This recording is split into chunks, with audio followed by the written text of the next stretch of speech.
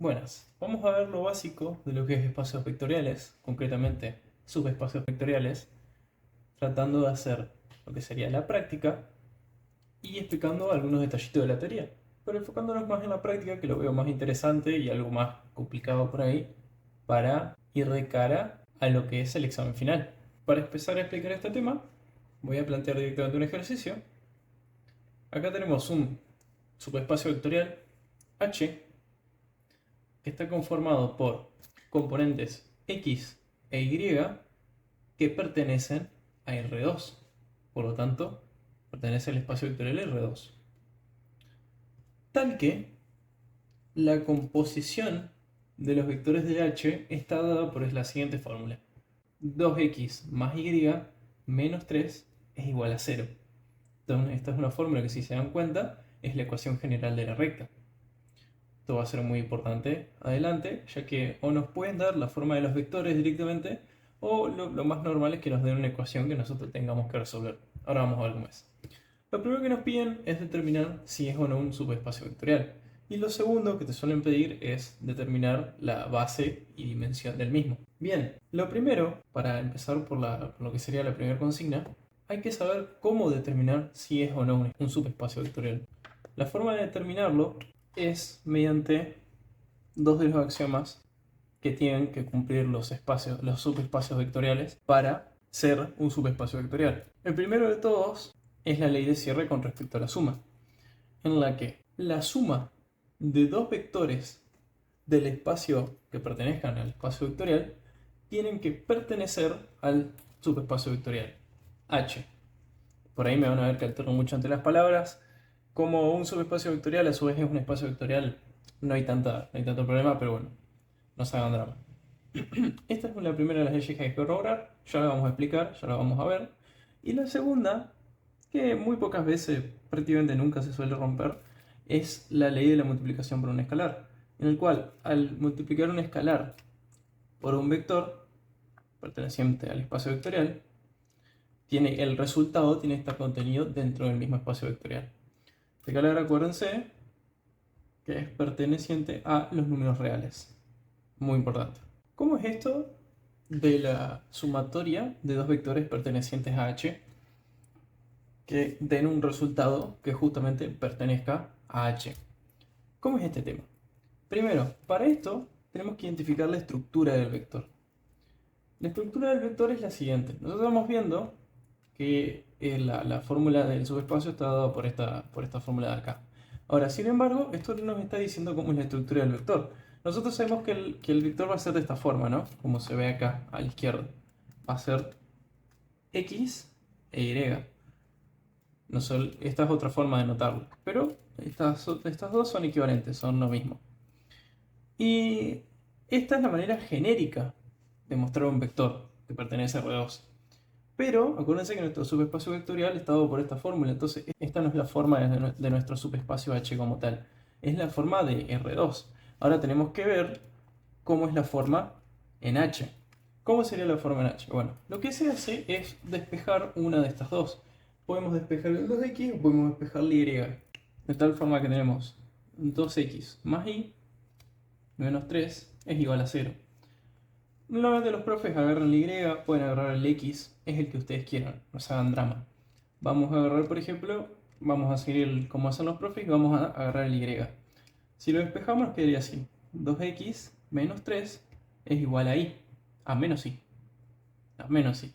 ¿Qué es lo que pasa? Como está todo multiplicado, como la y está multiplicada por un menos 1, o tiene un signo menos, lo que hacemos es invertir el signo de ambos lados, para que la igualdad se mantenga. Entonces ahora nos quedaría menos 1, 3 y 3. Bien, me quedé sin espacio. Pero bueno, cuestión que al multiplicar todo por menos 1, esto nos quedaría menos 2x más 3 es igual a menos por menos más. Nos queda más y. Entonces, ahora con esto lo que acabamos de generar es a qué equivale la componente y del subespacio que estamos tratando. Entonces, si yo reescribiría esta fórmula genérica, esta forma genérica de escribir el vector, reemplazando en y lo que encontré acá, sería que la componente en x se sigue escribiendo como x, no pasa nada. Y ahora la componente en Y, en vez de escribirla como Y, escribimos este fragmento que encontramos acá. O sea, la componente despejada. Si yo hubiera despejado X, donde está X, hubiéramos puesto esto. Pero bueno, en este caso yo despejé Y. Así que esto quedaría de la siguiente forma. Menos 2X más 3. Entonces, mi vector perteneciente a H tiene esta forma. Esta es la forma que está dada. Ahora yo lo que tengo que hacer es corroborar si la ley de la suma se cumple. ¿Cómo es esto de que se cumpla la ley de cierre? ¿Cómo es este tema? Bien, lo que a mí me gusta explicarlo para que se entienda un poco mejor es le ponemos unos numeritos. Hacemos que x sea x1 y que acá también x va a ser x1 también. Y ahora le tenemos que sumar un segundo vector. Recuerden una cosa, como el vector x, o sea, este es el vector, un vector cualquiera, tiene que tener la estructura de h. Para pertenecer a h, tiene que mantener la estructura de h. Entonces el segundo vector que le voy a sumar, como tiene que pertenecer a h, va a tener esta forma también. Solamente que ahora va a ser x2, y acá va a ser menos 2, x2 más 3. Esta suma tiene que estar contenida en h. ¿Qué significa que esté contenida en h? Que el vector resultante de esta suma tiene que dar un vector con la misma estructura que estos dos. ¿Cómo sería con la misma estructura? Bueno, supongamos que a mí me da un vector x3. Un vector x3, un vector acá, imagínense que yo había puse letras x, y. Fíjense que este es el primer vector, este es el segundo, y esto da igual a z, a un vector z. Que el vector z está compuesto por x3 y esto menos 2, x2 más 3. X2 me equivoqué, menos 2, x3 más 3. Y este tendría que ser el vector resultante, o sea, manteniendo la estructura original de los vectores que componen al subespacio vectorial H. Ahora, cabe recalcar una cosa, y es que x3 no es más que la suma de x1 más x2. Fíjense, si yo sumo x1, la suma de vectores es así, es componente con componente. Entonces, si yo sumo x1 con x2, me va a dar x3. Y lo mismo pasaría de este lado. Este x3 que estamos viendo acá va a ser producto de la suma del x1 y el x2 que estamos viendo ahí. Esto de acá, anótenselo a fuego, va a ser muy importante para la resolución que vamos a hacer ahora mismo. Entonces una cosa, antes de seguir, los que sean más vivos o los que hayan estado estudiando teoría, se dice que el conjunto de puntos infinitos que conforma una recta en R2 que no pasa por el origen, no es un espacio vectorial. En este caso, como estamos viendo, esta recta tiene un término independiente. El término independiente es el menos 3. Por lo tanto, sabemos que no pasa por el origen esta recta. Así que, de antemano, sabemos que no es un subespacio vectorial. Vamos a corroborar el por qué no es un subespacio vectorial. Pero quizás los más vivos ya se hayan dado cuenta. Ahora, con esto en mente, y esto también, a esto le vamos a llevar nuestra premisa. O sea, esto es lo que teóricamente debería de dar. Le vamos a llamar premisa para como el camino donde tenemos que llegar o donde deberíamos de llegar. Ahora, si no podemos llegar a este camino es porque hay un problema. Es porque hay algo que no está cerrando. Bien, para determinar la premisa, vamos a empezar a calcular. Vamos a ver qué onda. Antes habíamos escrito simplemente lo que debería de quedar. No hicimos el cálculo todavía. Pero ahora vamos a empezar ya. Entonces, como yo les dije, es la suma de vectores de toda la vida. Componente con componente. Entonces arriba me quedaría x1 más x2. Y si ustedes se fijan, abajo me va a quedar un socotroco más grande que va a ser menos 2x1 más 3 más menos 2. Esto hasta acá, el x1 más x2, no tenemos ningún problema. Pero esto nos va a convenir separarlo, trabajarlo aparte, para que sea más conveniente. ¿Cómo sería esto? Vamos a sacarlo acá afuera.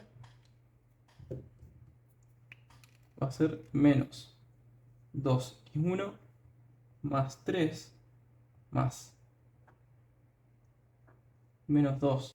Bien, Si ustedes se dan cuenta, podemos ir acomodando los términos acá. Podemos poner las incógnitas a la izquierda y los números a la derecha. Entonces nos va a quedar menos 2, x1, menos 2 también, x2, que había copiado mal. Entonces hay un x2, había copiado mal, me equivoqué. Más 3, más 3. Esto es simplemente reacomodando lo que teníamos. Todavía no empezó a operar. Pero fíjense que lo reacomodé y esto va agarrando un poquito de forma. Ahora, si se dan cuenta acá, podemos aplicar factor común. ¿Por qué? Porque tenemos menos 2 por algo, menos 2 de vuelta por otra cosa. Entonces acá podemos aplicar factor común. Y nosotros sabemos que al multiplicar menos 2 por el x1 nos va a quedar de esta manera. Y al multiplicar menos 2 por el x2 nos va a quedar de esta manera de vuelta. Entonces acá aplicamos factor común. Y si se dan cuenta, esto ya va agarrando forma. ¿Por qué? Porque nosotros habíamos dicho que x3 era igual a x1 más x2. O x2 más x1, como lo quieran escribir. Fíjense que acá arriba, entonces, tenemos x3. Por lo tanto, ya se va asemejando y sigue la estructura de h. Y si ustedes se fijan, acá esto no es más que x3. Entonces, hasta acá la estructura se mantiene y va bastante bien. Pero el problema lo tenemos acá, con los términos independientes. Fíjense que se suman este 3 y este 3. De tal forma que ahora nos va a quedar más 6. ¿Qué sucede acá entonces? Lo que acabamos de demostrar, vamos a reescribirlo en forma de vector, vamos a borrar esto. Lo que acabamos de demostrar es lo siguiente. Fíjense que x1 más x2 no es más que lo que les dije antes, es x3. Entonces técnicamente acá podemos poner un x3 y ya estaríamos bien. Y acá adentro pasa lo mismo. Acá también tenemos un x3 y ya estaríamos bien. Pero ¿qué es lo que sucede? Fíjense que acá aparece un 6. Mientras que en el original teníamos un 3. O sea, la estructura original del vector terminaba con un más 3. Pero a nosotros al sumarlos nos queda más 6. La estructura cambió, ya no es la misma. Por este simple numerito que está acá. Eso es lo que nos demuestra que la ley de cierre con respecto a la suma no se cumple. No se cumple porque el vector resultante tiene una estructura distinta a la de los vectores que lo originan. Entonces por eso también se dice que cuando una recta cuando se hace un subespacio con una recta que no pasa por el origen, no es un espacio vectorial. Se dice justamente por esto, porque casi siempre te queda una suma acá que te altera los números cuando intentas sumar dos componentes de ese subespacio, entre comillas. Entonces, bueno, de esta manera, así de simple y sencilla, corroboramos que esto que está acá no es un subespacio vectorial, justamente por lo que les digo, porque cambió la estructura. Si la estructura se hubiera mantenido, que ya vamos a ver un ejemplo así, hubiera sido un espacio vectorial. Con el ejercicio cambiado, ahora vamos a ver qué tal. Si hacemos la premisa, primero habría que despejar una de las variables. Así viéndolo rápido, si nos damos cuenta, 2x más y es igual a 0. Podemos agarrar cualquiera de estos. Ahora vamos a probar con el x. Probamos antes con el y, bueno, ahora vamos a probar con x, a ver qué tal. Y si nos damos cuenta, podemos hacer 2x va a ser igual a menos y. Y ahora este 2 lo pasamos dividiendo al otro lado. Y nos queda menos y sobre 2. Así de simple. Entonces, ahora al escribir la estructura del vector, nos quedaría de esta manera. Nos quedaría menos y sobre 2. Y acá nos quedaría y. Que le vamos a dar un valor. Sería 1 y 1. ¿Por qué? Porque lo vamos a sumar a otro vector perteneciente al conjunto de H. Al subespacio de H. Y esto, volvemos a lo que les expliqué antes. Según la premisa, nos debería de quedar un vector que tiene que tener esta forma.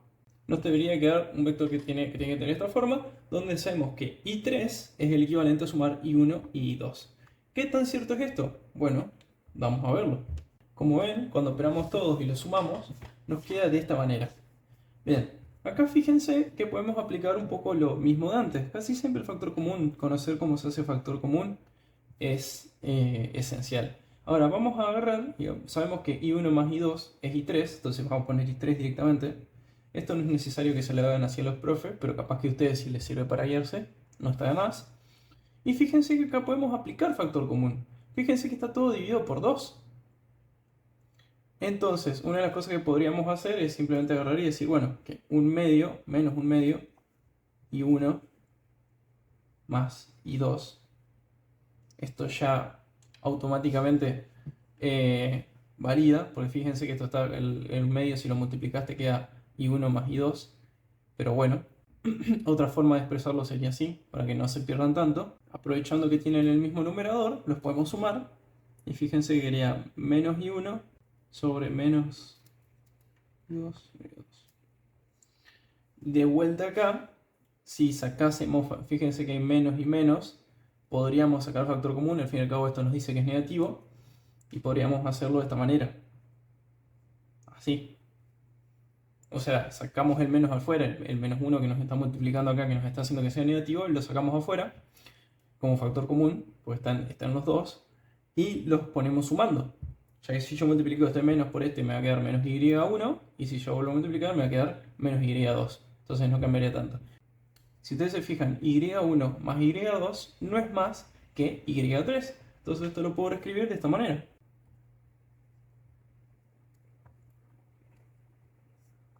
Y si se fijan, llegamos a la premisa de antes, a la premisa del principio, en la que el vector, si ustedes se dan cuenta, el vector resultante no altera la forma que tiene con respecto a estos dos. Fíjense que es la misma forma, no cambió.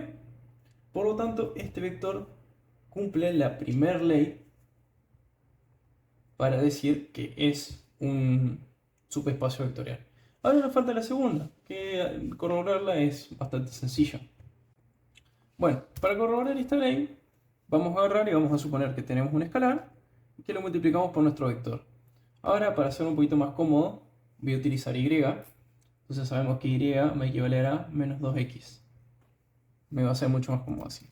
Si ustedes se fijan, entonces esto quedaría x acá, simplemente, y acá quedaría menos 2x.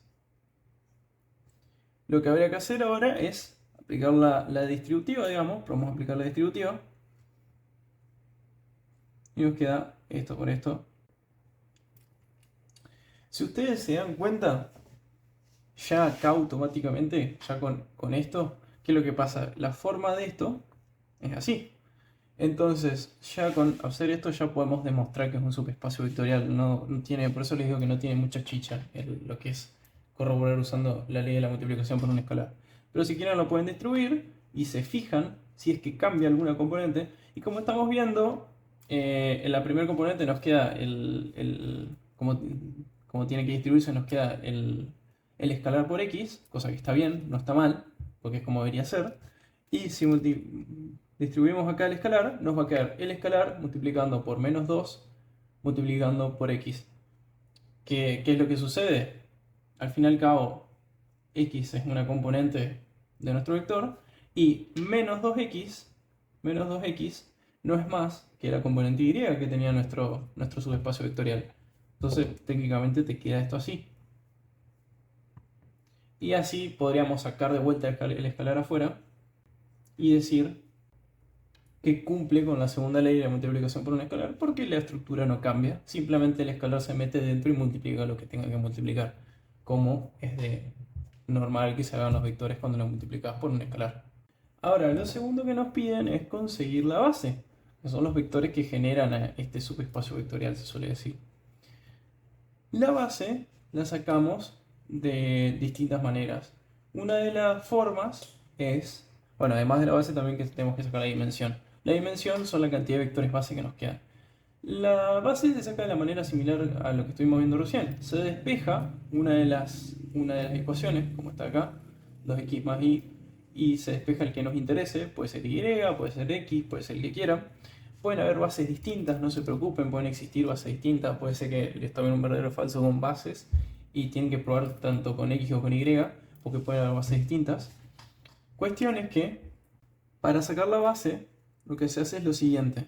En este caso, en un vector en R2 no tiene mucha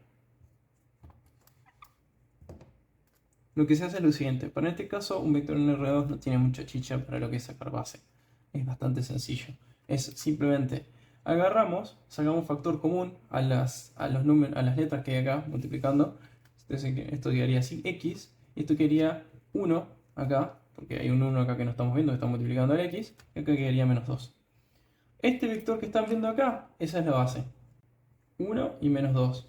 Ya está, es simplemente eso, es sacar factor común a las letras y la base sería este vector que nos queda acá de resultado. Y la cantidad de vectores que nos queden como resultado es lo que se denomina la dimensión. En este caso, como nos queda un solo vector, se dice que tiene dimensión 1. Pese a que estemos en R2, se dice que tiene dimensión 1 en su espacio. Voy a poner un ejemplo ahora con algo en R3. Bien, ahora yéndonos a R3, lo primero que tenemos que hacer para sacar la base, como les digo, es despejar una de las variables que tenemos acá, que puede ser x, y o z. Vamos a probar despejando y, que es la que se ve solita. Bien, si vemos, podemos dejarle la y sola, podemos pasar el 2x como menos 2x, y podemos pasar el menos 4z como más 4z. Esto, gracias a que, acuérdense, no tiene un término independiente. Si hubiera un término independiente, ¿qué es lo que pasa? No sería un subespacio vectorial, por lo tanto no tiene sentido sacarle la base. Entonces, ahora que nos queda esto, vamos a reescribir el vector. Por cierto, como reescribir lo que teníamos antes, me olvidé de añadir la componente z acá. Habría una componente z que me olvidé de añadir. Pero bueno, cuestión, que esto reescrito así, tenemos que aprovechar y donde y se reemplaza por esto. Entonces sería x, acá tendría que ir y, entonces ponemos menos 2x más 4z, que por cierto, todo lo que expliqué antes de la ley de cierre es ampliamente, exactamente de la misma forma, se hace acá cuando estemos en R3. Todo igual, todo lo que expliqué antes se hace igual. Y acá, donde iría la z, ponemos la z simplemente, porque no despejamos la z. Ahora, ¿cómo sacamos la base? Lo que se hace es, se separa los componentes con x y las componentes con z. Entonces acá, yo tengo la x, la voy a dejar acá. Y acá tengo menos 2x, lo vamos a dejar. Y acá tengo z, por lo tanto voy a poner un 0. Simplemente, ¿por qué? Porque estoy sacando a la z, estoy como dividiendo este vector, lo estoy partiendo por partes. Y ahora le voy a sumar la parte que le saqué, que es, ahora sería 0, porque acá no tenemos z, entonces ponemos 0. Y acá en el medio ponemos el 4z que habíamos sacado. Y acá abajo, esta z que nosotros habíamos desaparecido porque teníamos la x, le ponemos su z correspondiente. Ahora, por último, lo que nos queda es a esto sacarle factor común, sacar las x y sacar las z. Entonces nos queda x así, acá donde iría un 1, nos queda 1, aquí nos quedaría menos 2 y aquí nos quedaría un 0. Más z con un 0 y acá un 4, porque lo hay, y acá un 1, porque está la z común. Estas son las bases que componen a h y la dimensión de h es de 2, porque nos quedaron únicamente dos vectores. Esta base, como yo les digo, puede cambiar, porque yo en vez de haber tomado y, puedo haber tomado la z o puedo haber tomado la x. Depende de cuál tome yo. Pero en sí sería esto de acá. Después de esto, y acuérdense que contamos esto para la dimensión. Y bueno, ya con esto hasta acá, la práctica de subespacios vectoriales, al menos lo que solemos dar nosotros, hasta acá ya está. Es prácticamente esto, como ven, es muy sencillo, es simplemente tener, sobre todo la parte de la ley de la suma, ley de cierre con respecto a la suma, eso es muy importante sabérselo de la premisa, entonces ahí les va a salir mucho más sencillo. Ustedes simplemente fíjense a dónde deben de llegar y si es que es posible llegar a ese resultado. Si es posible llegar a ese resultado, entonces se cumple esa ley y muy seguramente si se cumple esa primera ley es un subespacio vectorial. Así que bueno, llega hasta acá. Es la clase de hoy de álgebra. Más adelante voy a hacer un video con teoría y un poquito más de práctica de esto, más especializado con animaciones y demás. Pero bueno, por ahora con esto ya creo que es suficiente.